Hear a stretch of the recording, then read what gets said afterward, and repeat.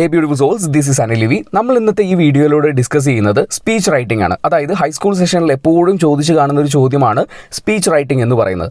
അപ്പോൾ നമ്മൾ അതിൽ ഓർത്തിരിക്കേണ്ട പോയിന്റുകളെക്കുറിച്ചും അതുപോലെ തന്നെ നമ്മൾ ഓർത്തിരിക്കേണ്ട കുറച്ച് ടെംപ്ലേറ്റുകളുമാണ് ഈ വീഡിയോയിലൂടെ നമ്മൾ ഡിസ്കസ് ചെയ്യുന്നത്. Now let's get into the video. ഒരു സ്പീച്ച് റൈറ്റിംഗ് നടത്തുന്ന സമയത്ത് നമ്മൾ ഓർത്തിരിക്കേണ്ടത് 5 കാര്യങ്ങളാണ്.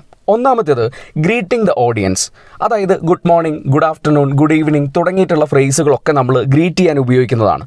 ഇതേപോലെ ഓഡിയൻസിനെ ഗ്രീറ്റ് ചെയ്യുന്ന ഒരു സെൻറ്റൻസ് നമുക്ക് ആവശ്യമാണ്. രണ്ടാമതായിട്ട് അഡ്രസ്സിങ് ദ ഓഡിയൻസ്. മുൻപിലിരിക്കുന്ന ഓഡിയൻസിനെ അല്ലെങ്കിൽ നമ്മളുടെ സ്പീച്ച് വായിക്കുന്ന ഓഡിയൻസിനെ അഡ്രസ്സ് ചെയ്യുന്ന രീതിയിലുള്ള ഒരു സെൻറ്റൻസ് ആവശ്യമാണ്. മൂന്നാമതായിട്ട് ഇൻട്രൊഡക്ഷൻ ഓഫ് ദ ടോപ്പിക്. എന്തിനെക്കുറിച്ചാണോ നമ്മൾ സ്പീച്ച് എഴുതുന്നത് ആ ഒരു ടോപ്പിക്കിനെ ഇൻട്രൊഡ്യൂസ് ചെയ്യുന്നു. And fourth one, topic analysis. നമ്മൾ എന്ത് ടോപ്പിക്കിനെ കുറിച്ചാണോ എഴുതുന്നത് അതിൻ്റെ ഒരു എലാബറേഷൻ, അതിൻ്റെ ഒരു എക്സ്പ്ലനേഷനാണ് ടോപ്പിക് അനാലിസിസ് എന്ന് പറയുന്നത്. And the last one, conclusion. Conclusion എന്ന് പറയുമ്പോൾ നമ്മൾ പറഞ്ഞുകൊണ്ടിരിക്കുന്ന കാര്യങ്ങളെയൊക്കെ കൺക്ലൂഡ് ചെയ്യുന്നു. ആദ്യത്തത് ഗ്രീറ്റിംഗ് ദ ഓഡിയൻസ് എന്ന് പറയുന്നതാണ്. ഗ്രീറ്റിംഗ് ദ ഓഡിയൻസ് എന്ന് പറയുമ്പോൾ നമുക്കറിയാമല്ലേ, good morning, good evening, good afternoon ഇതൊക്കെയാണ് ഗ്രീറ്റിംഗ്.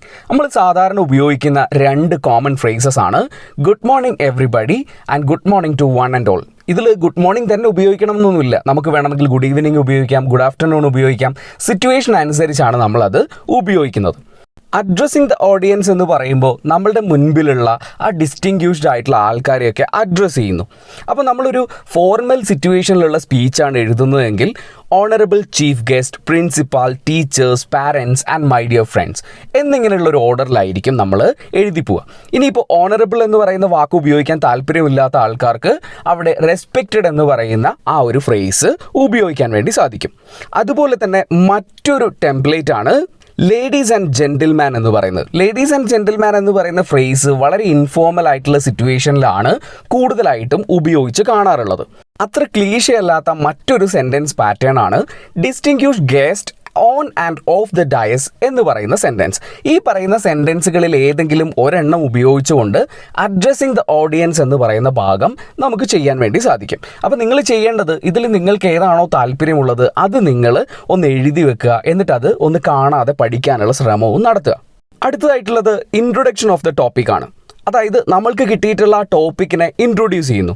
അതിൽ നമുക്ക് ഉപയോഗിക്കാൻ കഴിയുന്ന ഒരു ഇൻട്രൊഡക്ഷൻ ടോപ്പിക്കിൻ്റെ ഒരു ടെംപ്ലേറ്റ് ആണ് I am really happy to be here in front of you to share my views on. അതിനുശേഷം നമ്മളുടെ ടോപ്പിക് എന്താണോ ആ ടോപ്പിക്കിനെ എഴുതുന്നു.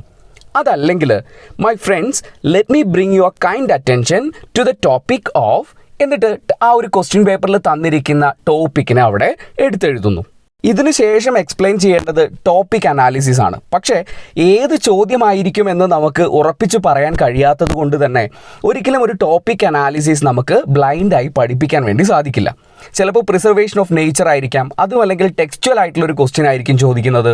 അതുകൊണ്ട് തന്നെ ടോപ്പിക് അനാലിസിസ് എന്ന് പറയുമ്പോൾ നമുക്ക് തന്നിരിക്കുന്ന ആ സബ്ജക്റ്റിനെ എലാബറേറ്റ് ചെയ്ത് നമ്മളുടേതായ പോയിന്റുകളെ വിവരിക്കുന്ന ഒരു പാരഗ്രാഫാണ് ടോപ്പിക് അനാലിസിസ് എന്ന് പറയുന്നത്.